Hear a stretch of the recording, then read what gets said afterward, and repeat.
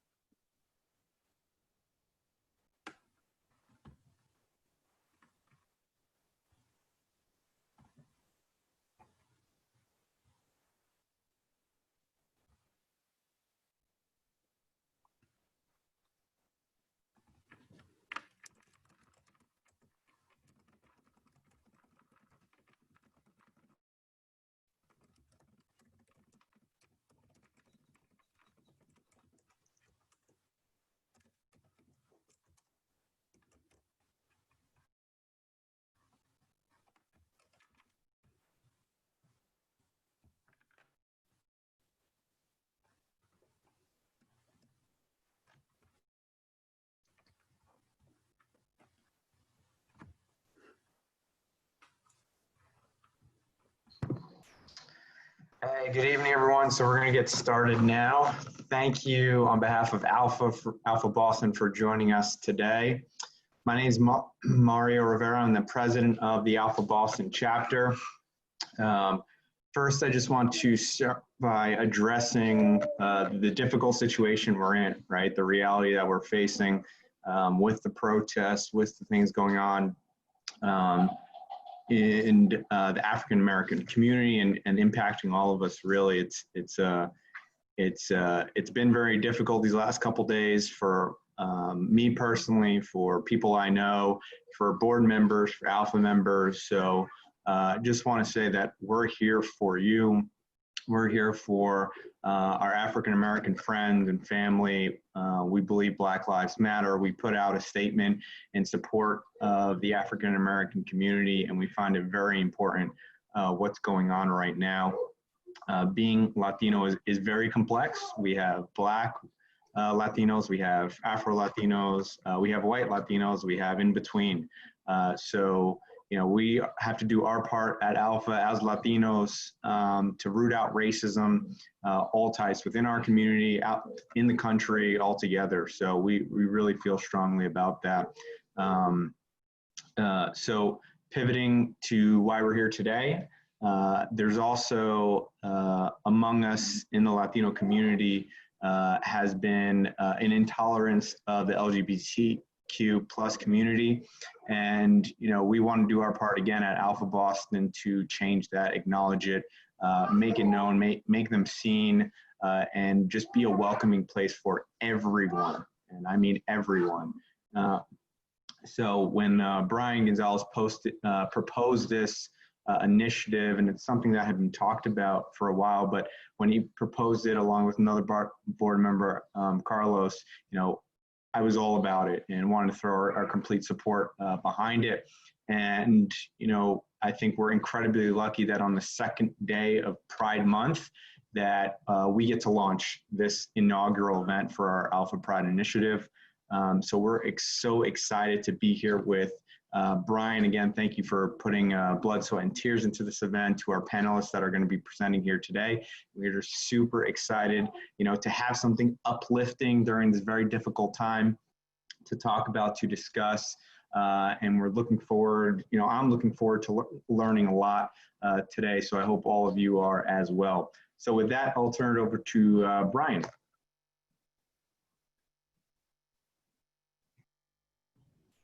Hi, everyone. Thank you so much, Mario. Welcome, everyone, to this evening. I'm really excited for this conversation. And actually, I started my day feeling a little bit discouraged and overwhelmed by everything that was happening or is happening in our communities and throughout the nation. And I also want to take a moment to express my solidarity and reaffirm that Black lives do matter. It is very important for all of us to speak out and support and lend a hand to others in our communities who are experiencing injustices. And also important for us to check and reevaluate our own personal biases that we might have in order to make a better world, which I hope that we can all do and take a moment to continue doing that internal work. As we begin this conversation, I wanted to introduce you guys a little bit more to ALPFA Pride. As Mario was saying, this is actually a conversation that's been happening for a few years now, and I can't take credit for starting it. It actually started with previous board members, even previous presidents of the ALPFA Boston chapter, who wanted to do something for supporting our LGBTQ+ community. And in conversations that I've had with them and with various other members, it felt like the time and everything was right. This was the moment to really bring and start having these conversations within our own community. And ALPFA Pride was founded with a couple of goals that I wanted to just share with everybody. The first one is really to educate within our own community, the Latino community, about the needs of LGBTQ+ professionals. It also was to create a safe space for those professionals to grow while supporting their needs as professional people out in the workforce, whether it's through networking, through professional development, to access to different resources. And the third point, which I think brings the other two together, is create an opportunity for all of us allies and members of the LGBTQ+ community to connect. And that's something that I am really excited to facilitate. I think, so that kind of sums up what ALPFA Pride is. So a little bit more about me. My name is Brian Gonzalez. I go by he, him, his. Those are my pronouns. And I'm really excited to be joined in this conversation by the wonderful panelists that will be speaking in a couple of minutes. I do want to acknowledge that we do have Carlos Quintanilla on the line, who will be looking at all of your Q&A, any questions that you might have. Please feel free to submit them as we're going. We will leave some time towards the end of our conversation today to talk about some of those questions.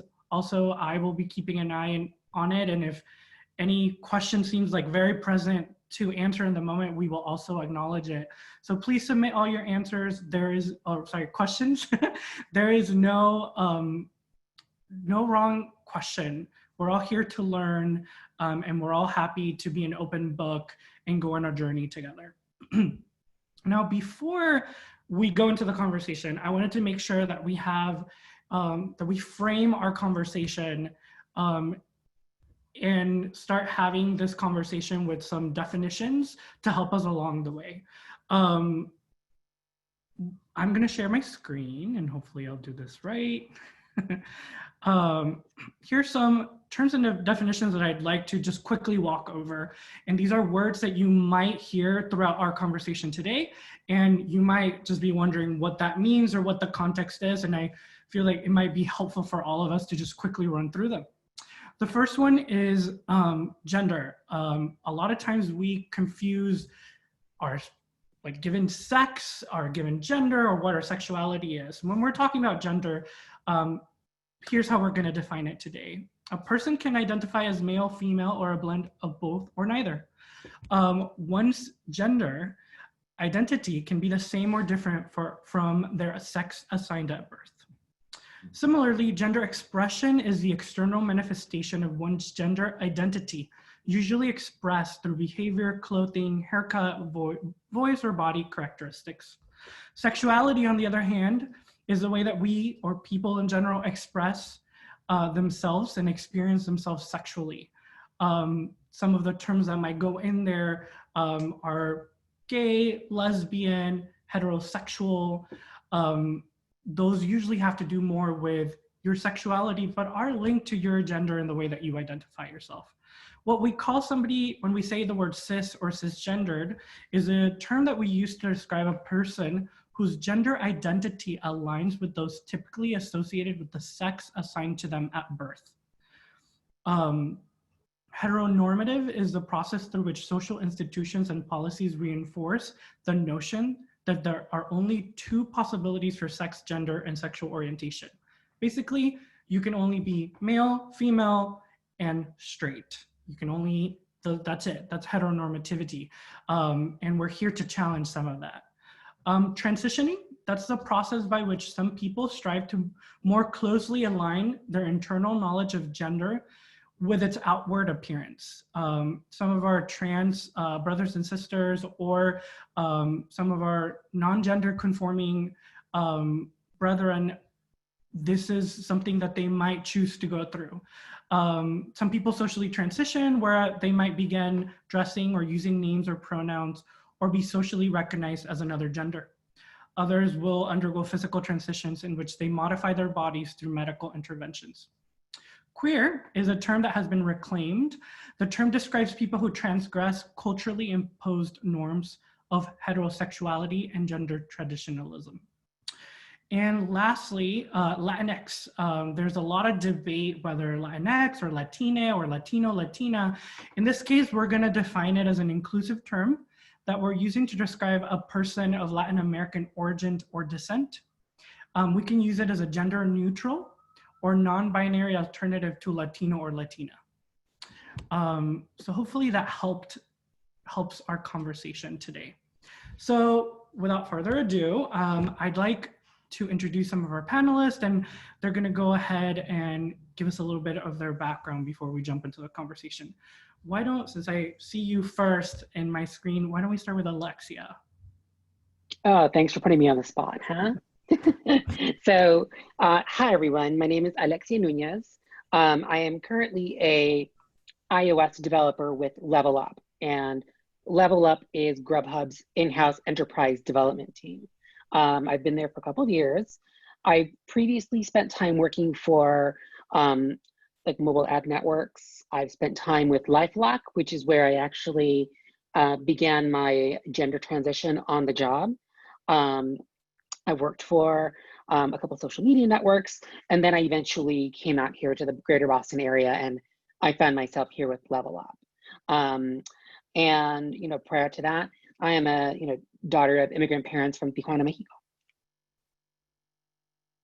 Awesome, thank you. Actually, that's interesting because I was born in Tijuana, so hey, I didn't know that about you. Wow.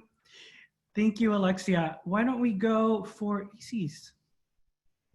Sure. Hi, everyone. It's really nice to be here. Thank you, Brian, for this opportunity. I'm really excited for this conversation. Like you said, my name is Isis Ortiz. My pronouns are she, hers, and hers. I currently serve as a Chief Operating Officer for ALPFA Boston, and I've actually been on the board for several years, the 3 past years, where I've held several roles. During my 9 to 5, I am a portfolio manager and banker at Citizens Bank, where I bank in a number of commercial clients in the middle market space. Prior experience includes some time at Santander, and before that, a bulk of that was at John Hancock in their investment division. But yeah, that's a little bit about myself. And lastly, but not least, Daniel.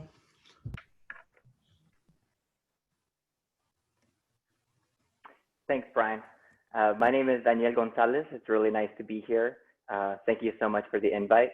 I use pronouns he, his, him. I am a psychiatrist, and I am also a medical director for an outpatient behavioral health facility within Cambridge Health Alliance.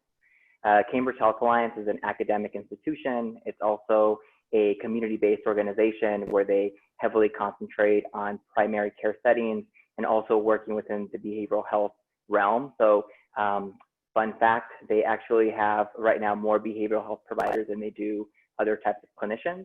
And so they really emphasize mental wellness, and it's an institution that they also work through the lens of social advocacy and social justice. And so it's definitely a community organization during this time that has taken a stance towards Black Lives Matter, and I'm really excited to be part of it. I'm originally from Los Angeles, and so even though it's a little bit colder out here, it's a little bit different, I've gotten used to it, although I miss the tacos from back home, I must say. But thanks so much for having me here. It's a pleasure. Thank you. So I wanted to start our conversation today really around this term Latinx, and this is a very, every time on social media, it's a very contended topic throughout the Latino and Latino community. But I am gonna flip a little bit the question and ask, for you, why does Latinx, or the word, why is it important, and what does it mean to you to use a term that is neutral like this? And you know, any one of you can take up the question if you'd like. I don't know if one of you would like to start.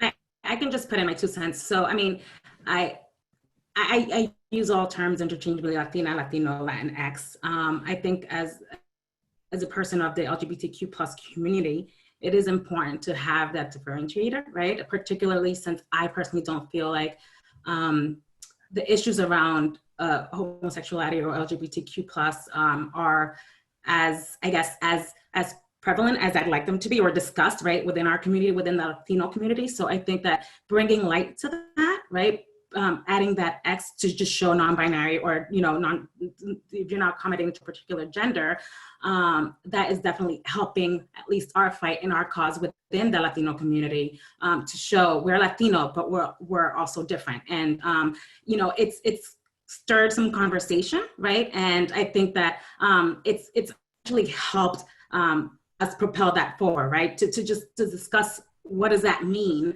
Why don't you consider yourself Latina or Latino? Why Latinx? And then bring in, you know, our background, our culture, and then tie that into our preference, whether it's that's from a gender perspective or sexuality.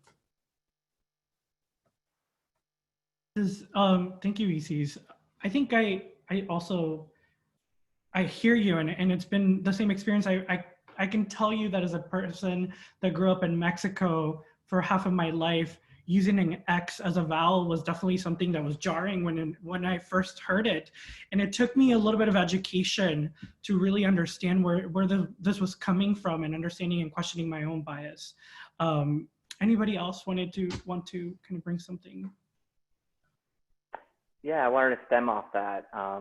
I'm also one of those individuals that I didn't actually learn about the term until I lived in Boston. And I think I was exposed to it more as far as like what it meant. And it just brought up a lot of thoughts regarding inclusivity, and not just amongst like the different groups that belong within, you know, Latino communities or Latinx communities. As you can see, I'm still learning, and I'm still trying to like learn a lot about envisioning and refocusing a lot of different communities in a more inclusive and like open way. And I think it also brings up a lot of thoughts around like generations. I constantly find myself having this conversation with like my peers, with younger individuals from younger generations, and also with like my parents and grandparents, and what this all means and how they take it. And it's all also interpreted through a historical context. And so like seeing how they interpret it, what they've lived through, also allows me to deepen my understanding of what the term means, but also like how layered and how sentimental and meaningful it can be for different individuals. Right. Alexia, would you like to add anything? You know, I think everyone's covered all the points I would have brought up. you know, I definitely wasn't exposed to the term Latinx until I began my transition, and that sort of just opened up my perspective to this whole new world of, you know, sort of decoupling our language with gender, and, you know, how that was really meant as, you know, a way to have that word be more inclusive to our gender nonconforming, you know, brethren. Yeah, awesome, thank you. You know, in the same way that we're trying to, or we're not trying, but this movement of Latinx is really about creating a community that's accepting and inclusive. I think that is a nice segue into really talking about the workplace, and not just the workplace, but the people and the communities and the spaces that have existed for us to be able to get to the place that we're at today. A lot of this can be defined in various ways, whether it's your chosen family, whether it's your actual family, or your workplace. And there is this idea that there is power in community, in the community that we exist. So I kind of wanted to hear from you guys a little bit more about what have those communities looked like for you? How have they supported you on your journeys? I think all of our journeys have been a little bit different. I can tell you a little bit of my background. I grew up in a very conservative religion. They're Seventh-day Adventist, and they're not very wide known. And my whole life, I went to private schools for the most part, or lived in cities where like 90% of the population was of this religion. And finding a space within that community that allowed me to explore who I was definitely something that was very important to me, and that helped me and guided me to be here. Have you had any experiences like these? How were they meaningful, etc.? So I don't know if one of you would like to start. Yeah, I can start here. So something that I've been very vocal about is that I am very, very thankful for the folks who have stepped into my life and have assisted me during times where I either experienced a lot of adversity, or I didn't really feel like there were options, or there was something beyond my personal circumstances. So very much like Brian, and I've said this before, but I have a brother named Brian, so a lot of special affinity towards your name. I grew up in a very conservative place in LA. And although my parents are very, very loving, they also held that like traditional mindset of, you know, Mexican parents who grew up in a very impoverished setting. And although they try to support me in the ways that they kind of knew how, I think that it really took a lot of effort, and, you know, also tied in with like machismo and with religious attitudes and Catholicism. I think there was just a lot of challenges as far as like how they could help me at like younger ages when I was coming out. I am very thankful for a lot of individuals who like during that process kind of lent a hand in whatever way they could, from like teachers to older friends to like relatives, who kind of let me know that there are options, and that things do in fact get better when you grow up, and you sort of like have an opportunity to create these communities and spaces where you feel like you can grow and flourish. I can definitely also speak about the workplace, where I feel very, very fortunate to be where I am, because I never thought that I could be practicing as like an openly gay person, but also in the mental health field, and be respected and supported by all of my peers and colleagues. And that is definitely something that I felt I came into after many years of figuring myself out, but also of finding the right folks who are able to be there as my mentors, my supervisors, colleagues, lovely friends, family, my husband, who's amazing. And I think it's something that I think about to this day, where if there is someone out there that I could help, or if there's someone else that I can lend assistance, or kind of constantly thinking about who I can be rooting for and who could I lay that hand, especially now that a lot of us are in these positions of privilege, where I think that, you know, we're in rooms that I think historically many of us have not been allowed to be in or be part of a conversation. It's like, how can I use my position to kind of also leverage that conversation? Yeah, thank you, Daniel. Anybody else? And you write up some good points, and I mean, I think there's two ways to really kind of have this conversation, right? Like, we can talk about our experiences with our families and sort of outside of the workplace, and then what happens in the workplace or how we at least feel. I think there are people who may experience the same in and out of that. There are folks who may be more open with, you know, their personal being gay or being part of the LGBTQ plus community with their personal group, right? And maybe not as much at work, or vice versa. Maybe there are some who feel that they can't express themselves, maybe just by the nature of being Latino and their families and whatnot, but then they can go to work and actually feel like they're in part of an inclusive environment. So I think for me, the experience has been a little bit different. I do know that there are plenty of Latinxers that have had negative experiences with like organized religion and rigid social structures due to shaming of the gender or sexual orientation or the self-expression. So that, I think, is really, that, and also coupled, Daniel, you brought this up, you know, this inherent macho culture, and how do we defy that? I think those two are really at the root of a lot of the issues that Latinxers, maybe outside of the US, experience. So that's something that I really feel like can sometimes be a barrier to having these conversations within the Latino community and with our families, and coming out and things like that. On the work side of it, you know, I work for the Citizens Bank, and I actually am proud of how inclusive the company is with regards to just not just minority issues, but just definitely Pride. And they're actually really involved with Boston Pride, and they do a lot on that end. But I'll be honest. I mean, I'm in the business world. It's very tough, and I often times find myself in a battle where, you know, I am a woman, I am a Latina, and I am gay. And it often feels, you know, like all the cards may be stacked against me. And the struggle can really become exhaustive. You know, as a commercial banker, I'm usually, you know, I find myself in client meetings where I'm the only woman and the only person of color. And I'm probably also the only gay person, but I can't always tell that part. So, you know, it can be tough. I'll admit, today we actually had, at my job, we had a conversation called a coffee break with Citizens Pride. And, you know, we had some of these conversations, and for the first time, I mean, I am part of the ERG, right?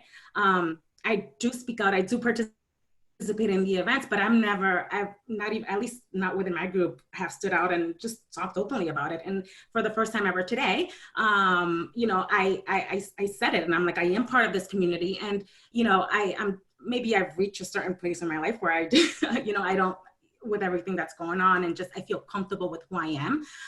But it's different, right? I think it took me a while to really get to that level in the workplace. And I think I am lucky that I, you know, even in that event right away, I got a message on a chat, and, you know, congratulating me for being able to be that open and for having that conversation. So I think everyone's experience is a little bit different. I do also know that there are workplaces that unfortunately have not really moved the needle in terms of this. And when I think about things like this, I really think about our future and our, you know, our millennials. And, you know, I read an article recently that says more and more millennials are coming out, and a lot of those millennials that are coming out are Latinxers. So how do we really, you know, work out policies, procedures, whatever it is in the workplace that can create an environment where, you know, our future leaders feel comfortable and can really affect change? Thank you, Isis. That was very well said. Alexia. Yes, to sort of dovetail off of Isis's comments, just speaking from my experience, prior to my coming out, I don't think anyone at LifeLock had even dared to transition on the job. You know, being openly LGBT was just something that you didn't do. I don't know if that was just part of the company culture or just the sort of the cultural makeup of the engineering department.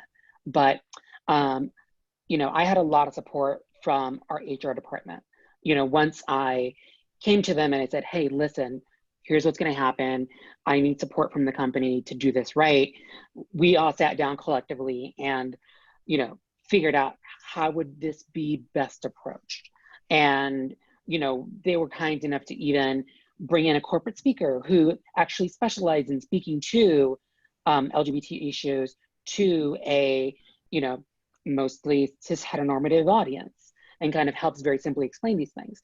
And, you know, part of that was by design, not just for my own personal comfort and to make sure that, you know, I felt like my being an out trans person would interfere with my job. It was to lay the foundation for anyone who might consider wanting to transition themselves in the future.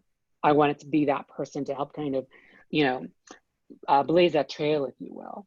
And, you know, since then I've moved on, but I have made sure that, you know, every company that I've moved on to has had, at the very minimum, you know, just a widespread acceptance of LGBTQ people. I've been fortunate, I think, because I'm an iOS developer, which tends to be a very in-demand job, that people may more often than not just kind of overlook the fact that I'm trans. And, you know, that's just a privilege that I grapple with all the time. But at least now, within Grubhub, I still make it a point to, you know, not just be an out LGBT person, be an out Latina, because there are so few of us in the engineering space. There's so few of us in the corporate world that, you know, I try to make everyone at least a little aware that, you know, we need more diversity in the workplace. We need more people like me to kind of help normalize and, you know, normalize who we are. You know, and the more we do that, the more accepted we become. You know, as for my experience outside of the workplace, I was really lucky.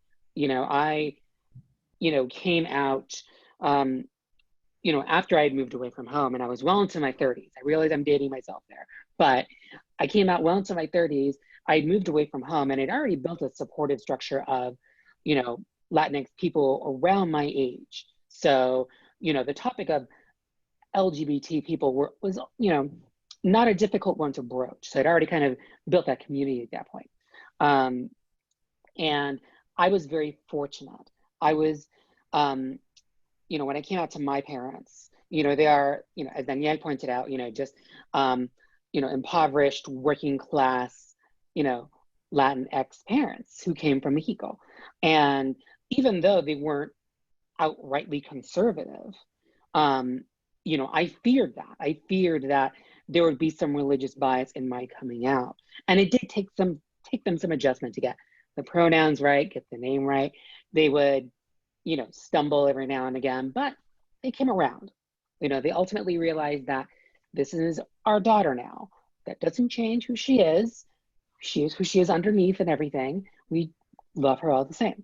So, you know, my experience has been, thankfully, full of just acceptance and love. And honestly, that should be the norm and not the exception. Of course. Thank you, Alexia. Just want to take a moment. Please continue submitting your questions. I'll make sure that we address your questions towards the end of our conversation today. So thank you for the ones that are submitting. Jumping off of like the conversation that we, you know, where you're leading us, Alexia, I'd love to hear, you know, I think all of us already touched upon it a little bit, but in the workplace, being an LGBTQ person who happens to also be Latinx, there are layers to our identities. And what are some of the challenges that have come up for you during your workplace experience, and how have you overcome them, or how have your support systems kind of supported you along the way? Not to put you on the spot, Alexia, would you like to start the conversation this time around? I see how it is. I really do. I see it. You know, some of the challenges, the big challenge I've encountered is, you know, when you move into an engineering space, my experience has been that I have found more LGBT people that I bond with than I do Latinx people to bond with. You know, there's very rarely that intersection. So I've built, just groups of people, as we all tend to do in workplace. I have my LGBT friends over here. I have my Latin friends over here. I do my best to try to get those two to intermingle, but that can sometimes be challenging because, just cultural norms and the things we talk about are vastly different. And it can be difficult to find something in common.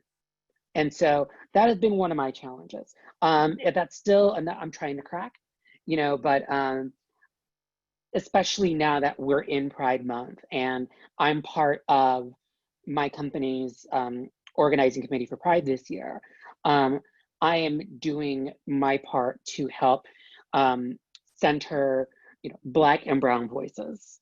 So then that way, my Latinx, brethren in the workplace see, oh, I see people like me there, because a lot of times it's about just seeing that representation to help you feel more comfortable. I'm taking that approach to see if, I can start to bring those communities together and help them just exchange and share ideas and just help us be better people. Thank you. Actually felt like I've had a little bit of a different experience, and maybe I don't know. I feel like I have found my Latinos, Latinas, Latinx, well, not Latinxers, right? But the group so often does a great job, right? I was able to find Latino professionals that I can, a group that I can be a part of, whether it's at work or outside of work. I tend to have a harder time necessarily having a really close group of people on the LGBTQ plus side where we can discuss not just, some of those issues, but, our culture, right? And when I think about the work, not just the workplace, actually, I think about, and I actually mentioned this to you guys before, I consider myself a femme. And so for me, it was really not being able for people to look at me and say, oh, she's part of this community, right? I look girly, I act girly, whatever, right? So someone sees me, they don't assume that I am gay. And so for me, it was a lot of like trying to get noticed. And that actually, it was hard. It actually still is. And one of the things that I struggle with is really getting all of this attention from the male counterpart, right? Where I don't necessarily want it, or, it's not necessarily, I get it. It is what it is. But I've noticed that right at work, it tends to be a male dominated industry. And going back to that macho conversation, Latinos are tú sabes, machoquistas un poco. And I feel like that I've struggled with that because sometimes I just don't care for it. So, I still haven't found the answer as to how to address that per se, other than really be unapologetically myself. And, every day I am more and more open with my lifestyle, what I do, I live with my partner, I'm newly engaged, and I am okay with that. And I think that the more that I exude that and I talk about it and I'm open with it, it might help my case. Yeah, I mean, just to add something to what you're saying that you brought up to mind, but really the fact that you or we or anybody is unapologetically themselves is the biggest way to stand to the world and show them that it's not okay in the way that we are treated or talked to. But also, I think your struggle is not, unfortunately, something that is rare, right? Like women and men, us men really need to take, really need to look at the way that we act towards other people and the way that we sexualize and fetishize who they are, and really question those things. And really your job is to be unapologetically you, right? Like speaking on behalf of men, I'm sorry. But yeah, Daniel, I don't know if you want to add more to kind of this question around what are some of those challenges. And I know when we talked earlier this week, you've dabbled in two worlds. You were a dancer before, and now you're in the medical field. Kind of what were some of those challenges that you've experienced? And yeah. Yeah, so years ago, I used to train professionally in dance, and I was a modern dancer for several years. And I made a career switch into behavioral health and knew that I was going to go into medicine. But medical school and medical training is very, very, it's a very conservative and traditional in many ways, as far as like how training is done, as far as kind of like the hierarchy, the formality that kind of comes into play in the work environment, and sort of like this new culture that you kind of have to adapt to. And so I was really fortunate in that I had the opportunity before I decided to ultimately work at Cambridge Health Alliance to really take my time interviewing. I mean, I must have looked at like 10 to 12 different hospital systems and different like healthcare settings to really make sure that where I was going to work, I was going to feel accepted and comfortable and not just tolerated. It's like I wanted to be really included. And so there are questions that you ask, right? Like for me, it was really important that there was diversity representation. And so you could always ask questions about like, are there diversity initiatives? Are there diversity and inclusion initiatives?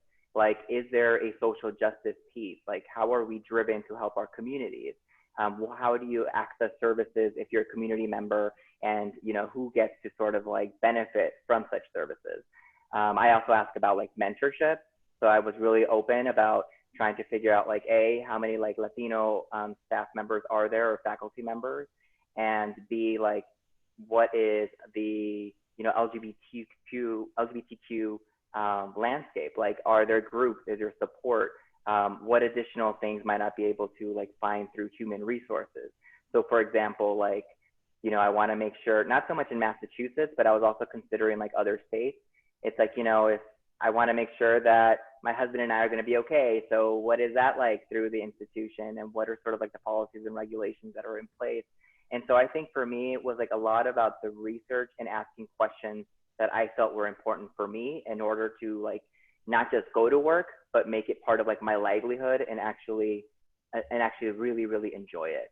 And to many of your points that you guys have all made, like it's interesting how I struggle with finding communities that kind of understand me so as a whole. And so I have to figure out like who I can go to for certain things and how to like navigate that world, because it can be really tough to find like professional folks who accept or understand you for being like Latino, or like, I think a lot of folks feel comfortable throwing around like POC or people of color. But I think that when it comes into talking about like racial or discrimination, like in the workforce, a lot of people like shy away from certain topics or don't know really how to like address those issues. And so it's also, I think for me, important to find like allies in a workforce where if I do have any types of issues, whether it's about my racial ethnic identity or sexual orientation or whatever, like height, like whatever, then it's like important for me to know like who the allies are and who I can talk to sort of like feel supported. Yeah, no, that's very true. Thank you, Daniel. There's a question that came in that I think kind of pivots really nicely from what you were just bringing it up, and not to put you on the spot, Alexia, but it did come addressed to you, but I think anybody can feel comfortable if you have something to bring up on the topic. But somebody asked, what are some of the telltale signs that company has a very inclusive culture, specifically for trans people? Have you come up across anything, or what do you look for? Well, I tend to do something that most trans people just wouldn't dream of doing, which is I'm pretty out with it right at the onset of the interview process. To give you an idea, when I interviewed for Level Up before they were acquired, I was very upfront with the hiring manager and their manager. They said, listen, I'm a transgender woman. I'm putting that out there, and I want to know if that's going to be a problem, for anyone on the team. And usually their answer is a very telling way of gauging if they're trans friendly. And if they're trans friendly, there's a very, very good bet that they're going to be just LGBT friendly as a whole. You know, at this point in my life, I'm at a place where, you know, the culture matters just as much as what I'm doing, my compensation and things like that. You know, if I get an answer that isn't, you know, oh, we're very inclusive, we've had other, you know, LGBT people here, you know, I'm usually apt to not, you know, follow through on that job interview process. No, And I agree with it's you. also worth asking about employee resource groups. If there's an LGBTQ ERG in place already, then that means they've already done the work of, you know, talking to people within the company and realizing this is a resource that we need. I Yeah, to well, that my point. experience is not, yeah. Oh, sorry, Isis. I was So go to for it. Alexa's point, I think if there is no Pride ERG or something around that, right, that's red flag right away, right? What I think that's really important. But more important than having a Pride or LGBTQ plus ERG, what are you doing with that ERG, right? It's tough, right? Because it's a company, and depending, I know Citizens is a huge, very big footprint, so it's not like you know what group of champions you have within, right? They're not just visible there, right? But we have this ERG. What does the ERG do? Does it bring that community together, right, within the organization? What I like about Citizens Pride BRG is that they actually ask the leaders of the ERG to, they open it up to people who don't consider themselves part of the LGBTQ plus community. And it encourages, right, diversity of thought. And I think that's really, really important. But I also pay close attention to what they're doing and what programming they're putting out there. One of the things that they're doing is really making sure that there's constant communication, right? So we have little coffee breaks. It's like 30 minutes, you know, every other week. And it's just getting you more and more comfortable and sort of normalizing it, right, to the point that we were making earlier, and showing that that's okay. And that has gotten a lot of feedback. And also, what are you doing for maybe employees who have teetered with some of the LGBTQ plus issues, but don't know how to address it? And one of the, you know, bringing outside organizations to come in and touch on the subject, teach employees, have them learn. You know, I know a great organization out Metro West from Framingham, which really focuses on youth LGBTQ plus issues. They were brought out to Citizens, and they discussed with parents, and they had questions, you know, how do I answer my child if they think, you know, they may be gay, or if they're, you know, questioning or whatever, things like that. So it's not just to those who directly identify as, but also how do you really help? It's really all about inclusivity and making sure that we, not just allies, but really champions, people who are really behind our cause. Thank you. I think that is really important. I know as a person who expresses the way that I feel on the same day, the way that I dress, if I wake up sad, I will look sad. If I wake up feeling like I should wear a necklace and an earring, I will wear a necklace and an earring on that day. And I know that I've joined new companies in the past where I was afraid on the first day of showing up and being myself because I didn't know how they were going to take it. And it's very important to be able to have those conversations at the beginning. And luckily, other companies that I ended up working at, eventually I realized that they were accepting. I just didn't have the onus to ask and find if it was a place that I could be me. And I'm learning that we need to ask and request what our needs are from the beginning, and it will create a better space for me that is more safe. So thank you for sharing all of those thoughts. Before we kind of wrap up, I do want to go over some questions that I've been seeing come in. Some of them are very good. Well, all of them are very good, but we might not be able to get through all of them. So sorry if we don't get through them. I think I'll read the first one here. How can we be more inclusive of the LGBTQ plus community within the Latinx community? So how can we get our friends and family who are Latinx to be more inclusive of the LGBTQ plus? Anybody want to chime in there? Something that I've noticed is like a lot of times people are afraid of things that are not familiar or they're not known or things they're not like really used to. And so what I like to do is because similar to what Alexia mentioned earlier is that I do tend to have friends from like different circles. And so like once in a while, I'll try to get them all to like meet each other or to challenge them and be like, you know what, we're like always eating here. Why don't we go to like a different part of Boston? Or why don't we do this? Or why don't we do that? And sort of like challenging them to expose themselves, even like it might seem simple, but even just that exposure and getting to see a different side might actually learn or might contribute to their learning.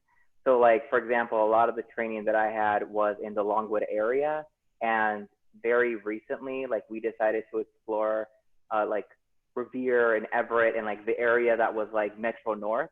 And even just taking folks from like one part of Boston to the other kind of like gave them a learning sense in the sense that it kind of like misspelled a lot of like either biases or thoughts that they had about like different places in Boston, and also got them acquainted with like different types of communities. And so I thought that like bridging is one way to do it. Thank you. Anybody else want to add anything?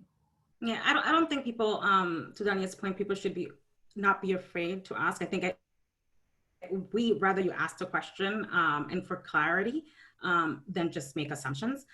So, we're open to that. We ourselves within our own community, right? There's different pockets, and even that we don't have the answers, and vocabulary colloquialisms are changing literally by the day. So it's a changing environment for all of us. So I agree with Daniela's point. I mean, even small things like, are you willing to put yourself outside of your comfort zone, right? If you do have friends that are part of the LGBTQ plus community, to make them feel better. Like I have a lot of straight friends, right? And we can hang out, we can whatever, but why does it always have to be to a straight place? Like, I know you're not gay, but what's wrong with going to like a gay bar or whatever? So just things like that. I mean, it'll make me feel good, right? It's more inclusive, but I'm pretty sure that in the process, you'll learn a lot. Yeah. Alexa, you don't have to, but is there anything you'd like to add? I think the other panelists have covered it very, very well, but there is another question I saw that I'd like to answer.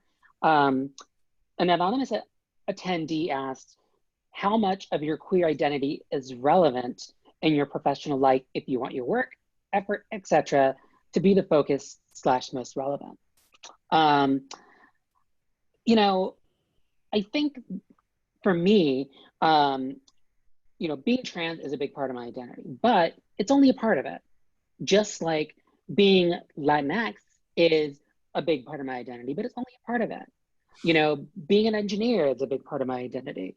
My interest, my love of technology and books and everything Disney are a big part of my, part of my personality.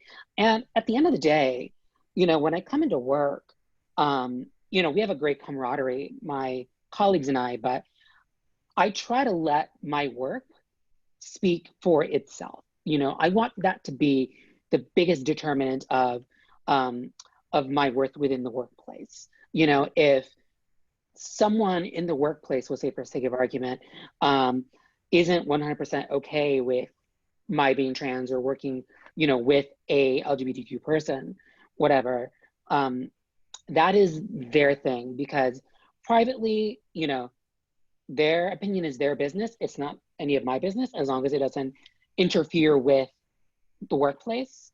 As long as we can work with each other in a civil way and my work speaks for itself, that's the most important thing. I'd like to add to something that you're saying, but also linking it back to the previous question, because I think they're very, they go together in the sense that, similar to what you're saying, for me, in my experience, being gay has nothing to do with the work that I get done at work. Like, I am, excuse my language, a badass at what I do because I do and put effort into it, right? I just happen to be gay. And the way that I bring others into that conversation is by being who I am. But none of this means that my identity gets to be fetishized or gets to be the token person, whether it's the token Latino, the token gay person that you go shopping with. Like, I like shopping for myself. I don't necessarily like shopping for others, right? But understanding all of these things that that just because you identify as something doesn't mean that you fit the stereotype or the ideas of what these things mean. And the way that the Latino community can embrace us everywhere is understanding that we are humans just like you are, who are multifaceted, have different identities, whether it's Latino, whether it's a person. For example, I am from two worlds. I was born in Mexico, lived half of my life there, lived half of my life here. I'm neither from here nor there, and that makes me even more complicated. And all of these aspects of me make me, not just as part of my identity. And I think the Latinx community in general needs to understand that we as Latinos are diverse in various ways, whether it's because you are Afro-Latino, you are from X country, you are, your experience is solely in America, or you immigrated, or whatever the case may be. And that's the first step in allyship and in being your identity and understanding other people's identity, is understanding we are all diverse. And having those conversations with others and also with yourself is very important. Isis, I don't know if you wanted to add something. No, I was just going to say, I think, I guess being gay, I feel like in the workplace is more beneficial to me. And this is just my personal experience. It's more beneficial to me because I feel like I am more open, right? Or at least I like to think that I have an open mind. And so when I attack my work, if you will, I come from that frame of mind, right? It's just diversity, inclusion, being able to speak on different experiences, but I don't, and maybe it's because people don't necessarily think I am gay or know, or would assume that I am. It doesn't, in my case, it just doesn't, I do my job, and that is what it is. So I think that me being that is more beneficial to me, than it is to anyone that I work with. And it doesn't do anything, for my job per se. Yeah, thank you. There's another question, and there's 2 or 3 questions that are quite similar. And I think we all touched a little bit on it about our experiences. I don't know, Daniel, if you wanted to add something before I move on to another question. I was just going to add that in my case, because I interact with a lot of patients and people like directly, sometimes I just think about it. I don't think it necessarily shapes like my behavior, but sometimes I think about with certain folks who might be like more conservative, if they see certain signage like within my office, I sometimes just wonder like what they think, or how that might influence their like the treatment or our alliance or our connection. But I just take a note. I just think about it, but I don't think that it necessarily makes me feel like more reserved as far as like, well, I'm not going to do this, I'm not going to do that. Because actually what I've also found is some of like the best conversations and breakthroughs that I found at work is when there's an uncomfortable conversation or a moment that like we're not really agreeing or we're not meeting eye to eye, but yet because we're able to talk it out, and I'm coming from a place of honesty, and I'm also, just going to assume that the person on the other end is coming from a place of honesty, then, and, well-intentioned, then we're able to kind of have this really good conversation. And so I think about it as shaping my identity and my interactions with people, but I try to anyway, on a conscious level, not let it shape how I act or interact. Yeah, thank you. So I want to jump to 2 more questions. I know we're running out of time, but I do want to touch a little bit before we go on. And feel free to, if anybody wants to add more on this. Somebody asked a little bit about code switching, which I think really relates to what you were talking about just now, Daniel. And I think not code switching comes with life experience, and it's not wrong or right to have to code switch. And what we mean by code switch, if I can explain it in simpler terms, is how do you act with certain populations, and how do you change the way that you act with other types of people. And I can just bring in an anecdote. I think even when I'm at home, when I'm in my home community, I might dress and act a certain way than when I go somewhere else, whether it's work or downtown Boston. And a lot of times it has to do with safety, with my own safety. And I think a couple of years ago, as I was going home, being the flamboyant person that I am, I was wearing a cape on a beautiful fall day, and it was a glorious cape. And I happened to get assaulted on that day. And it created like this break in my being at the time, and understanding like I can't be me all the time. And it took a lot of work, self-work, and I had somebody to talk to as well to go back to being me all the time. But I think code switching is definitely something that we all, whether we're Latino, whether you're LGBTQ person or whatever, we utilize at various moments, and depending on who you are. And I think finding a way to be true to yourself in all moments takes courage. And it's okay not to have courage all the time. It's okay not to be protesting all the time. And understanding that within yourself, and when those times are where you can't be yourself, being kind to yourself is really important. And if you guys want to say anything, please go ahead. But while I also want to jump into another question, which is now that you're in Boston or in our communities, how do you connect with the LGBTQ plus community? How do you find resources to keep kind of growing, whether it's coming out, whether it's transitioning, whether it's making a group of friends? What are some of those resources that have been important to you? Yeah, I know we're running a little past time. Hopefully people can stick around for another 10 minutes. I mean, what I've done is that I, for the few friends that I have met that are in the LGBTQ plus community, I sort of, look to them, right, sort of as a resource. A lot of times, I'm from Lawrence, Mass, and I grew up in Lawrence, and I went to Boston for undergrad and lived there for several years. But then when I come back home now that I moved back to Lawrence, it's different, right? It's a different world here. And so it's not city life. And so I think that I look to those friends to help me. And then I try to take advantage of I don't think that Boston has the best casing compared to other metropolitan areas, but I whether it's, going to P-Town for Memorial Day weekend and doing that, and the Women of Color weekend that comes after that, and then going there and meeting people, it's tough, I think, and I'm sure everyone here it's tough, really. And I think we find ourselves in a particular circumstance because we are Latinos and we're part of the LGBTQ plus community. It maybe wouldn't have been as hard, right, if we were white or whatever else, but it is still something that I a little struggle with, and hopefully I made two new friends here, so hopefully we can work on that. Yeah. I know for me personally, it's because I was also caught on another comment or a question about like fetishizing, and when people like might refer to you as like papi or like just these different like stereotypical words and terms. So I make it a point that when I am at work, that I am educating people about like, being culturally diverse, about being inclusive, about like not being ignorant, about like trying these different things.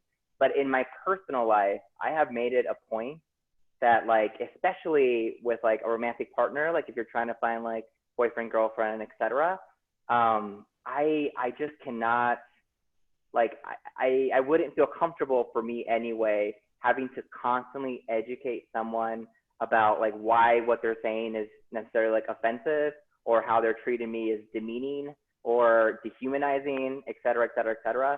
And I tend to gravitate towards people where I feel like I don't have to like work on my personal life and really form like connections and kind of rely on those friendships to meet other individuals and to be open of the idea that like there are these people that you haven't even met that like your current social networks are probably exposed to.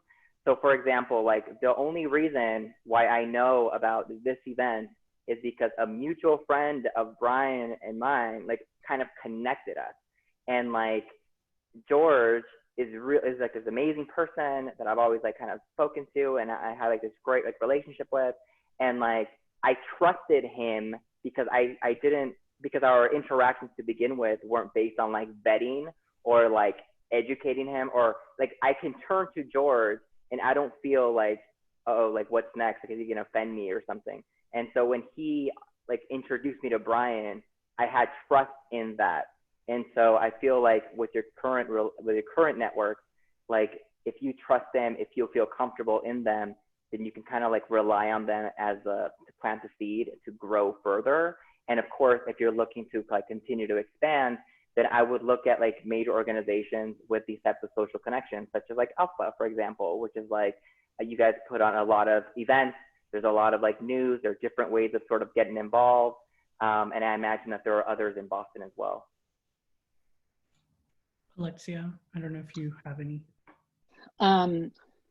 You know, in terms of community building, that's why I'm here. You know, prior to this, like I'd never heard of the organization.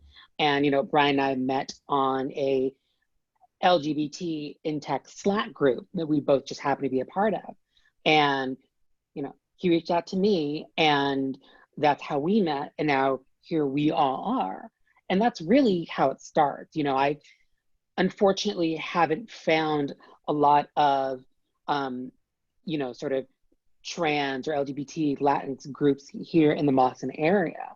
And, you know, I don't know if that's just due to the parts of town that are frequent, but, you know, I'm working harder to try to, you know, network and try to, if not find that community, then build it myself. Yeah, I will add, not to pitch ourselves since we are here at ALPFA Pride, but, you know, reach out to us. We're ALPFA Boston and LinkedIn. I believe we have a Twitter and an Instagram. Reach out to us. They'll give you my contact information. We can definitely point you in the right direction. I know that Boston Pride also has quite a bit of resources for a lot of the questions that were coming in, whether it was how to build community for Latinx people, how to come out, how to kind of educate your family about queer identities. There are a lot of resources, and I'm happy, and we are happy as an organization to link you into the right spaces. I'm sure Daniel will also will have a lot of great things, so I will personally reach out to him and ask for some of those links. So feel free to reach out to all of us. And we will be more than happy to provide some of those research. So ALPFA Boston, Instagram, Twitter, LinkedIn, and we will provide you some of those resources. I know we are running close to time. I do want to end by saying thank you to everybody that came today. I feel very, very proud and happy by the number of people that showed interest in our program, by the number of people that actually came. This was a scary venture to come into, and I am so thankful that people showed up and so thankful that our panelists are here with us. And I want us to leave kind of on a good note, and before we all kind of end, would you share with us, and I'm sorry, by the way, to all the questions that I wasn't able to get into, we will keep track of them and we will make sure that future programming can address some of those questions. Please continue asking them. It's important that we're having these conversations within the Latinx community. Let's end with these thoughts.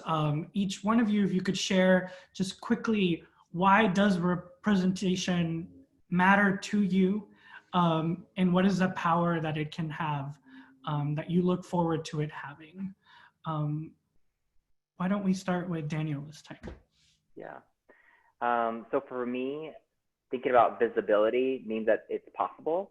That means that if you can see it, then there's a possibility that that exists, which is really powerful, because if you see people in certain positions that resonate with you and that you can identify with, then there's a possibility, and it's a strong one, that you are also capable of achieving that.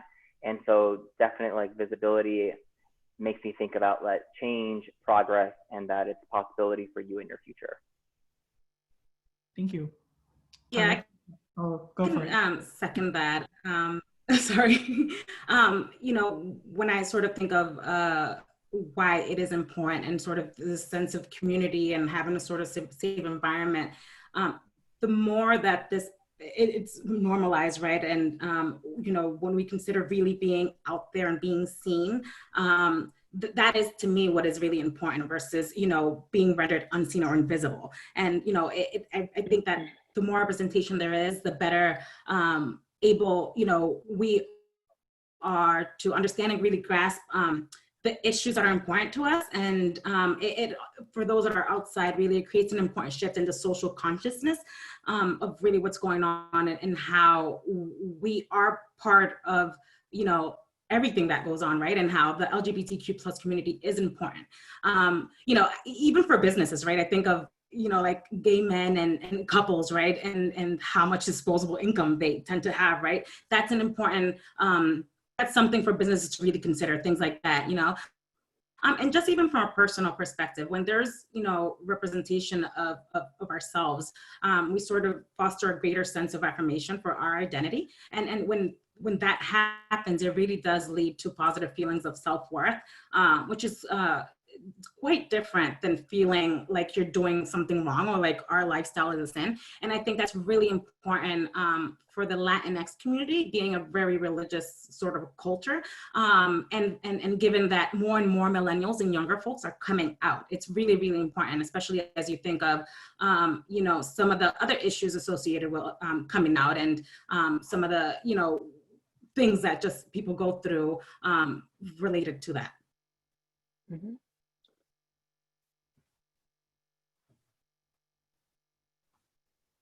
And I guess I'll sort of dovetail off of Isis's comments. Representation is important because it inspires courage. For me personally, I am an out trans woman because, I want to be the person that a very young me needed to see. I want a young person to look at me and think, I don't have to be scared. It does get better, as cliche as that term has become.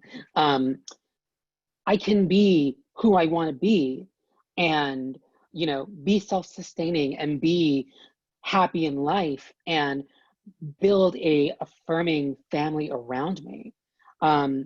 And, representation is important because it gets us through tough times, especially now. Especially seeing the struggles of, our Black brethren. I think of the parallels to Stonewall. I think of Silvia Rivera, who was one of the first people to throw a brick at those riots.